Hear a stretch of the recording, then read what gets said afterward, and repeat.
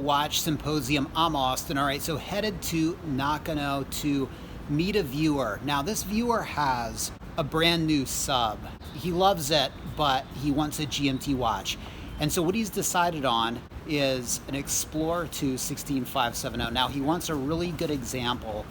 He wants one with the 3186 movement, and I think there's a watch there for him. I saw it last time I was there. So let's go, let's talk to him, let's check it out, let's see if he gets a watch. The viewer I'm right next to is actually a professional basketball player. So you paid for this watch playing basketball, am I right? Correct. You want to get a GMT, right? I do. That's essentially what I'm after in the long run. But he's waiting for a GMT to come through at his authorized dealer. Do you want a Pepsi, a Batman, a Sprite, or the new grandma? Pepsi would be ideal, but according to him, it's looking like the Sprite is what he sees most, and he said that's probably what I'll get. You'd take whatever you can get, right? I would, yeah. All right. And so in the meantime, you're looking for a GMT to tide you over, and you got a beautiful Speedmaster. Is that a sapphire sandwich or a regular? It is. I didn't like the bracelet, so I bought the bracelet from the Hesalite. That is and beautiful. And then put it on the sapphire sandwich. Cool, man. All right, let's check out what they've got. All right, so this is the watch that I thought would be perfect for him. It's a random serial, so this would be the last of the 16570s. It's got the 3186 movement, and it's got that extra dial. Now, he wants the polar dial, and he'd have to, of course, get it switched out to put that polar dial back in, but that's $1,000 value. And if you're curious, well, I just told you how much it costs to switch out here in Japan the dials. That's the new dial, the new hands, and the service charge. It'll set you back $1,000. But unfortunately, this watch had sold by the time we got there. This is a 2005 or 2006 D serial, and unfortunately, it's only got papers, so no box, no tags, no manuals. Now this has the 3185 movement as opposed to the 3186 movement with the blue parachrome spring. And the D serials were followed by the Z serials. And it was during the Z serials that they switched over to that newer movement. That's what he was after. Just like that prior piece, the random serial that he missed out on, which would have been produced around 2011. This has the Swiss-made dial, the solid in-link bracelet, and the no-holes case. The only aesthetic difference would be the rehaut. That 2011 piece would have the engraved rehaut. This would have the non-engraved rehaut. And they started doing that around the time they switched over to the 3186 movement in around 2007. This is a P serial from the turn of the millennium. It's got the right dial color, but it's a little too early of a model for him. Now for me, this is the sweet spot because it's got the solid and link bracelet, the holes case, but it's got the later Swiss-made dial. The serials that fall in this camp are the late A serials, the P's, the K's, and the early Y's. On the left, an S serial from 93 or 94. On the right, a W serial from 1995.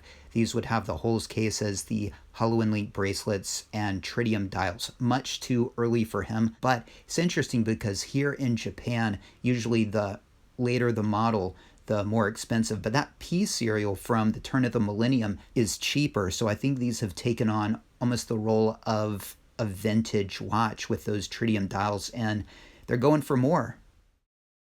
The viewer seriously considered this watch. This was, I want to say, an F serial from 2003, 4, or 5. It's got the solid in-link bracelet, the no-holes case, the Swiss-made dial.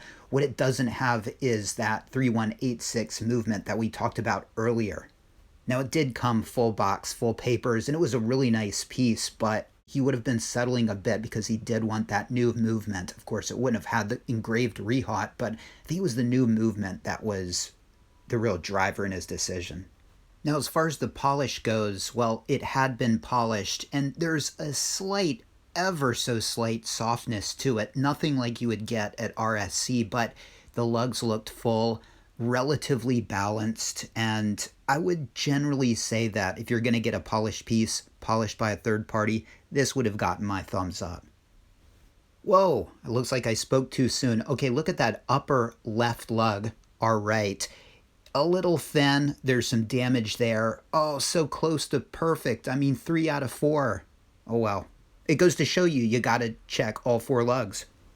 We looked at and passed on several other watches like this no holes case Polar. Now the no holes cases started during the Y serials. So the start of the Y serials 2001 had holes cases, but then the later Ys in 2002 had the no holes cases. And so anything from 2002 onward will not have the holes cases. Just to be clear, when exactly this transition happened from the holes cases to the no holes cases is a bit hazy, but it would have been sometime in 2002, maybe even late 2002.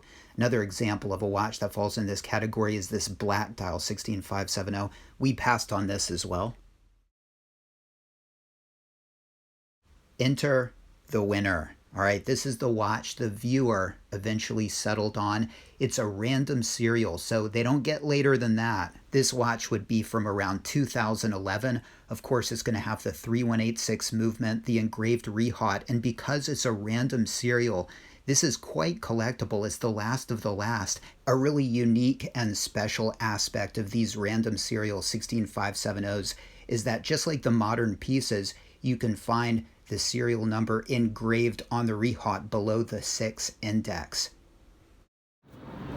All right, mission accomplished. All right, so full box, full papers. It looks beautiful, beautiful condition. All right, so what do you think about this? I like it. I think you may have mentioned in the intro we were going for the Polar, but I think with the option of swapping out the dial and this one having the 3186 movement, I guess is what drew me to this one.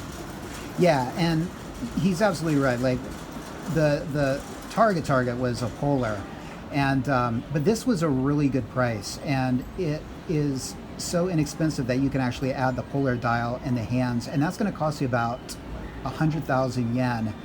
But even doing that, it was cheaper than that F Serial, right?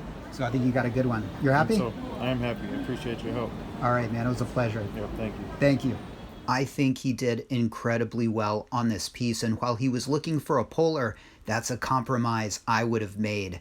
So, viewer, let me know what you think. Take care. Thanks for watching, and I'll see you next time.